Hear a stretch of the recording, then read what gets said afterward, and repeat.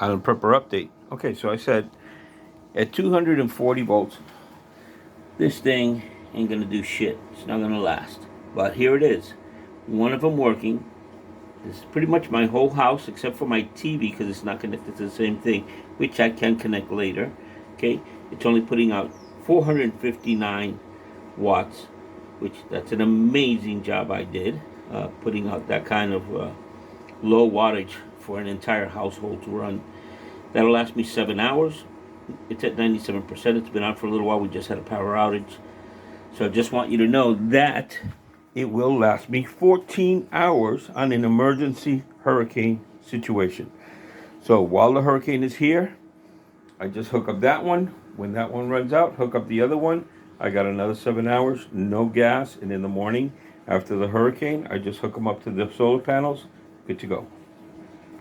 Island Prepper, final update. Okay, this is the only area that the one I have connected is not working with, but I do have this one in the house. Tried doing that with a gas generator. And as you can see, it's putting with the fan and the TV and the DVD and the sound system, 215 watts. It'll run for 14 hours on that. So between both of them, I can definitely get a good 14 hours of runtime on 120 watts. And this doesn't count if I put in 120 watt small little air conditioning, which I have. I could throw in my window. Anyway, over now. Okay, Island Prepper here again. As you can see, I'm recharging these. This one has 12%. It's got 5 hours to go. 6%. That one's got 5 hours to go. So yesterday we had a power outage. It started at 1 o'clock. And right around, I'd have to say, close to 12 o'clock, the power came back. So I did work it where both of these inverters were running the whole house. This one was running the TV and fan on one side of the house. The other one was running the rest of the entire house on basically 120. So it's a different connection I have, and what I do is I connect it to the same area here, but I have it set up so it'll also take 120. All right, so it did last. Okay, so let's say from 1:30 till about 12, almost 12 hours. And that one right here, the one that's at 12%, didn't die all the way. It still had about 6% left when we started, when we finished off. So, and that was running the whole house. So my house is very, very, very low on utility. In other words, I run about 600 watts. That's it. So these can last you maybe 10 hours if it had to, if you're running them at 120 each. So, and then if you actually use one for 6 hours and the other one for 6 hours, you might get 6 hours each, or you might get 5 hours each. Now, the runtime, when it originally gave me the runtime was 14 hours on each of them. So I said, wow, that's great. 14 hours on each. I'm looking at 28 hours runtime. That's fantastic. It should be able to do the whole house with no issue and last, at least 24 hours. Well, the runtime is bullshit. It doesn't work that way. Anyway, it definitely doesn't last even close to what the runtime says. So I'm still debating whether I get rid of them or whether I keep them. But this is that was a real test, which was yesterday when we lost power again. All right, over and out. Well, Island Prepper here. Here I am again. Beautiful Thursday morning. Did a little upgrade to my area here because it was raining when the wind blows inside.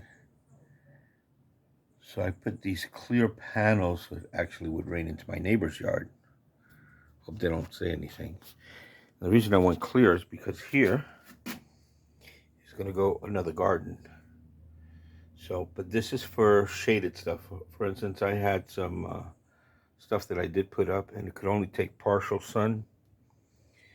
So that's going to be filled with soil. I'm going to put some weed barrier there first, and then fill it with soil. And then hopefully with this nice clear plastic shingles here, I can actually get some sunlight, but not as much water. and it also prevents my furniture from getting wet. Anyway, I have a final review that I want to do on my Ecoflows. So, and what happened is I had to use them in real time. In other words, Saturday, we lost power right around 1 o'clock in the afternoon. And I had to say, let me give these things another chance and see how they work. So what I did was I connected them only one at 120 volts. So because this thing is set to two different breakers, this ran pretty much my entire house at 120, with the exception of the area where the TV wall was and fans and the DVD players and all that stuff. So that is the only difference of what happened there with the 120 instead of the 240. But when I turned one on, it said it would give me 7 hours, a little bit over 7 hours, I guess. And when I turned the other one on, I actually brought it and plugged the TV and the fans and everything to it, and I had it sitting in the living room. It said it would give me about 15 hours or 14 hours, okay?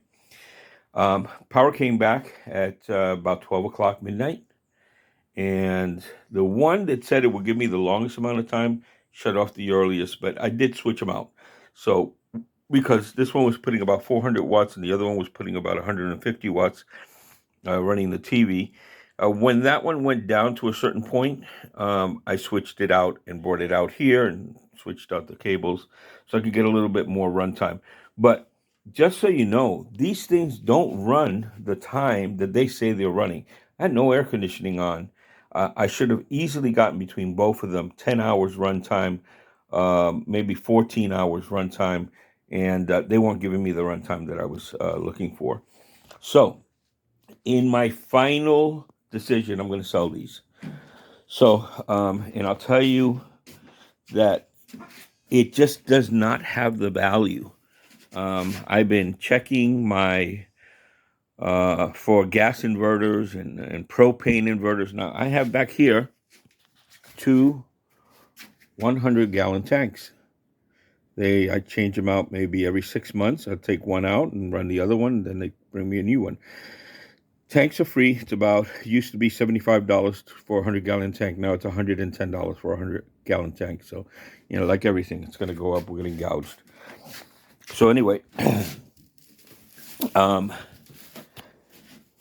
I decided that $6,500 and another $300 for shipping and another $200. So let's say over $7,000 that I have invested in these in inverter electric generators, the Ecoflow Delta Pros, which are the best ones on the market right now. I also have to get another 4 solar panels, which I can get and put here, but that's another $1,000 between wiring, installation, etc., etc. So, and the reason why I need another 4 is because I don't want to undo my grid tie system, because I'm getting, 2,500, 2,700, 3,000 watts of power coming into my house, which basically runs the entire house, and my generator and my outside power that comes in doesn't have to come in. Basically, I lower my power bill. I can run my AC all day long, and I don't have to worry about it. Anyway, so I don't want to mess with that. But it also puts out 300 or almost 300 volts, and I cannot connect that to my Ecoflow. Okay, so I have to be 150 volts or less. The maximum is 150 volts. So I got to get 4 solar panels. Hopefully, the 4 solar panels will run for less than 160 volts, 150 volts, excuse me. And supposedly I can go as much as 1,600 watts to fast charge. It's supposed to charge it in an hour or 2 hours, but the voltage has to be low. So I don't believe that it's going to happen. So right now I have them both charging at 800 watts each. That I just plug them into the house while the solar panels are on, and the solar panels fill them up. 5 hours run time, or 5 hours charge time. Maybe even a little bit longer than that. But anyway, so it's just too long of a charge time, even if I fast charge them. And the numbers and the videos and everything else they give you is not true.